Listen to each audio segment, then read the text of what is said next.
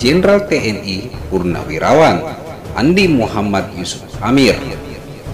Lahir di Kejuara Bone, Sulawesi Selatan pada tanggal 23 Juni tahun 1928. Meninggal di Makassar, Sulawesi Selatan pada 8 September tahun 2004 di umur 76 tahun. Jenderal Muhammad Yusuf adalah salah satu tokoh militer Indonesia yang sangat berpengaruh dalam sejarah kemiliteran di Indonesia. Ia juga merupakan salah satu keturunan bangsawan dari suku Bugis Bone. Hal ini dapat dilihat dengan gelar Andi pada namanya, akan tetapi melepas gelar kebangsawanannya itu pada tahun 1957. Panglima Jenderal Muhammad Yusuf sangat dekat dengan prajurit-prajurit TNI kala itu. Tidak tanggung-tanggung, Jenderal Muhammad Yusuf paling senang soang menemui prajurit-prajurit yang ada di seluruh Indonesia. Kedekatan ini pun membuat istana pada waktu itu deg-degan, termasuk Soeharto. Kali ini Faktual News akan membicarakan mengenai Jenderal Muhammad Yusuf menampar Cina Taipan.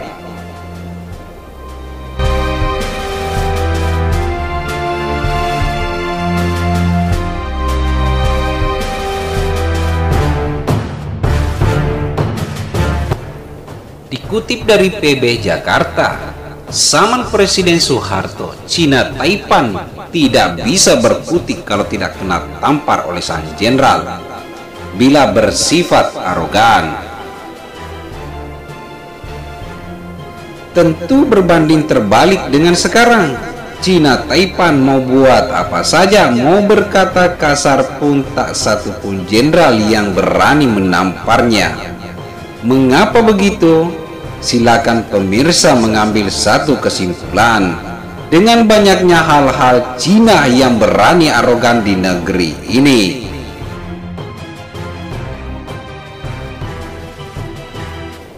Zaman Soeharto ada dua di antara yang pernah menegur dan memarahi pengusaha raja konglomerat Liem Sing Liung, yaitu Letnan Jenderal HR Darsono dan kemudian Jenderal Muhammad Yusuf. Jenderal HR Darsono saat menjadi Duta Besar Republik Indonesia di Bangkok memarahi Liem karena perilaku seenaknya ketika ia bertemu ke kedutaan untuk menemuinya. HR Darsono tidak peduli Liem itu sahabat Soeharto atau siapa. Jangankan Liem, Jenderal Alyamsyah yang saat itu menjadi salah satu menteri kabinet Soeharto pun pernah ditegur HR Darsono. Akibat perilaku anak dan istrinya, sang menteri yang membuat masalah di Bangkok. Tetapi yang lebih seru dalam cerita mengenai teguran Menhan Pangap Jenderal Muhammad Yusuf kepada Liem yang saat itu datang ke kediaman Pak Harto dengan pakaian seenak jidat.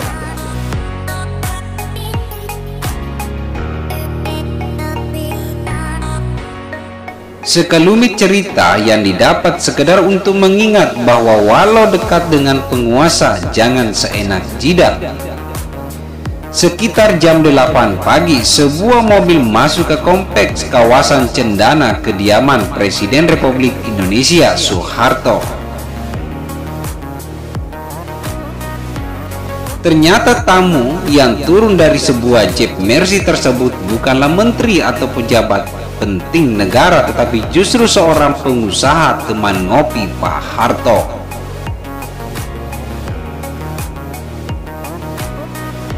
Cina Taipan yang mempunyai Bank BCA dan sejumlah bisnis raksasa itu bernama Liem Sing Liung. Hanya dengan menggunakan celana pendek santai, bos sejumlah konglomerat Indonesia itu terlihat begitu santai memasuki kediaman Pak Presiden Soeharto.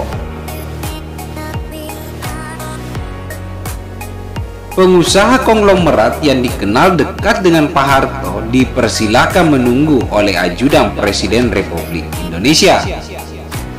Dari schedule memang Pak Harto diagendakan akan menerima beberapa orang tamu pagi itu, diantaranya adalah Menhankam Pangap Muhammad Yusuf. Selain tidak beberapa lama, Lim Hsien Loong duduk menunggu. Panggilan masuk, tiba-tiba rombongan mobil membawa Menhankam Pangap masuk. Ketika Jenderal Muhammad Yusuf masuk ke cendana, disinilah ia berpesan dengan Lim Hsien Loong yang berpakaian celana pendek tersebut. Jenderal Muhammad Yusuf menyapa dengan gaya khas Bugisnya. "You mau kemana?" tanya ke Lim Hsien Loong dengan tegas. "Wak mau menghadap Bapak Presiden," suhutnya. Langsung Jenderal Muhammad Yusuf naik pitam. Ketika itu dia panggil orang tersebut menghadapnya. Jenderal Muhammad Yusuf sendiri saat itu dalam kondisi menggunakan PDH, pakaian dinas seharian jabatan Menhankam Pangap, yang memegang tongkat komando. Lim Hsien Loong datang ke hadapan dengan menggunakan celana pendeknya tersebut, langsung ditampar dan digebuk perutnya oleh Jenderal Muhammad Yusuf.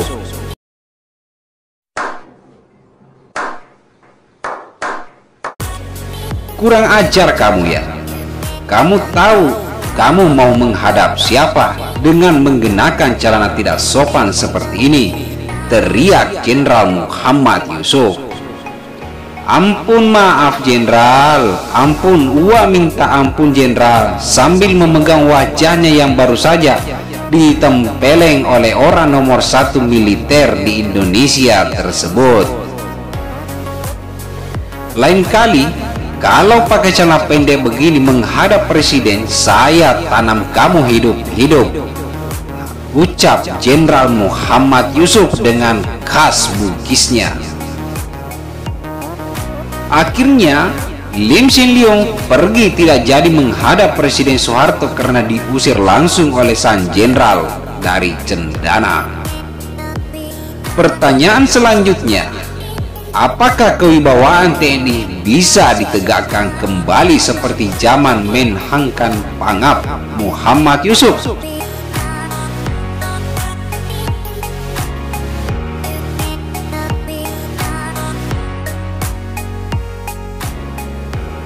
Sekelumit cerita dari Jenderal Muhammad Yusuf ini mudah-mudahan bermanfaat bagi kita semua. Aku jadi ingat pesan Pak Dirman Jenderal Sudirman, jenderal besar yang pernah dimiliki oleh Indonesia. Ingatlah bahwa prajurit kita bukan prajurit sewaan, bukan prajurit yang mudah dibelokkan haluannya. Kita masuk dalam tentara karena keinsaafan jiwa dan sedia berkorban bagi bangsa dan negara. Tentara hanya mempunyai kewajiban satu, ialah mempertahankan kedaulatan negara dan menjaga keselamatannya. Sudah cukup kalau tentara teguh memegang kewajiban ini. Lagi pula sebagai tentara, disiplin harus dipegang teguh. Ucapan Sang Jenderal, Yogyakarta, tanggal 12 November 1945. Tentara tidak boleh menjadi alat suatu golongan atau orang siapapun. Tentara tidak boleh menjadi alat suatu golongan atau orang siapapun juga. Tentara bukan merupakan suatu golongan di luar masyarakat, bukan suatu kasta yang terdiri dari masyarakat. Tentara tidak lain dan tidak lebih dari satu bagian masyarakat yang mempunyai kewajiban tertentu. Yogyakarta, 1 Januari 1946 oleh Balkis Yusuf Al-Amir.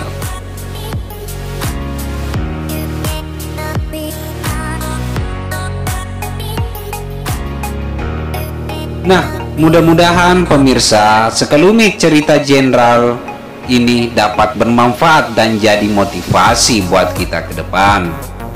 Dengan bersama-sama, dengan bahu-membahu, Indonesia akan kuat. Dan ingatlah saudara-saudaraku dimanapun berada, Indonesia bukan pemberian penjajah. Indonesia berdiri dan merdeka adalah perjuangan terdahulu. Sudah semestinya sudah menjadi kewajiban bagi kita semua untuk merawatnya. Kami punya persatuan. Di saat persatuan telah menyelimuti kami seluruh rakyat Indonesia, maka uang dan kekuasaan kalian tidak ada apa-apanya.